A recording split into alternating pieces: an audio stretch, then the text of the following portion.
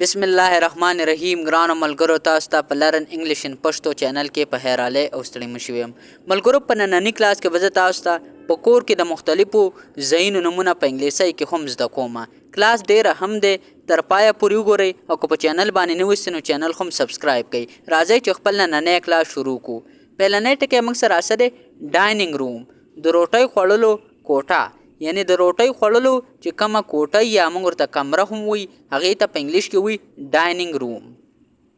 لانډري، د جامو وینځلو ځای. د جامو وینځلو ځای ته په انګلیش کې وي لانډري.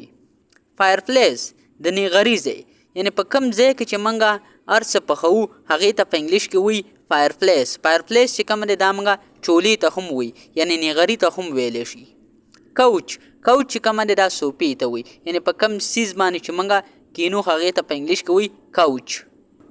هوم اونر، د کور مالک، یعنی د کور مشر یا د کور مالک چې د چا کوري، هغه ته په انګلیش کې وي هوم اونر.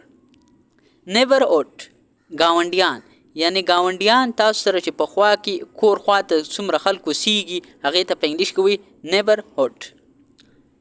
ډور، دروازه. دروازې ته په انګلیش کې وي ډور.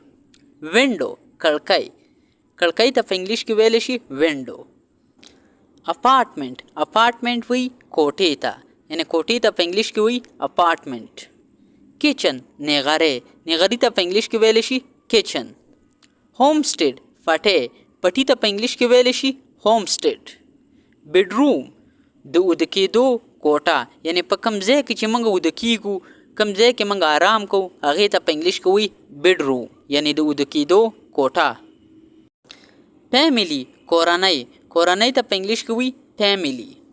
هاوس هولډ، د کور کار. یعنی د کور چې څومره کارونه دي ته په انګلیش کې وي هاوس هولډ. ډویلینګ، اوسېدل. یعنی یو کس چې په کم ځای کې اوسیږي، په کم کلي کې اوسیږي، هغې ته په انګلیش کې وي ډویلینګ. اباډ، کور. کور ته په انګلیش کې ویلی شي اباډ، یعنی په کم ځای کې چې موږ اوسیږو. هیبیټیشن، هیبیټیشن چې کومه دی دا موږ د اوسېدو ځای ته وي، یعنی په کوم ځای کې چې موږ اوسیږو هغې ته په انګلیش کې وي هیبیټیشن. پلیس، ځای. ځای ته په انګلیش کې وي پلیس. باتروم، باتروم چې کومه دی غسلخانې ته وي، یعنی په کوم ځای کې چې موږ لامبو، هغې ته په انګلیش کې وي باتروم. ملګرو، دا زموږ نن یو وړوکی شانته کلاس چې په دې کلاس کې موږ تاسو سره د کور سره تړلي چې کومه وکیبلري وي، یعنی لغتونه، هغه ټول هم درته زده کړه. انشاءالله تاسو سره په یو بل نوي کلاس کې ملاقات کیږي. تر هغه وخته پورې مال اجازت راکئ. د خپل ځان ډېر خیال ساتئ او ما په خپلو دواګانو کې هم یاد ساتئ. د الله په امان.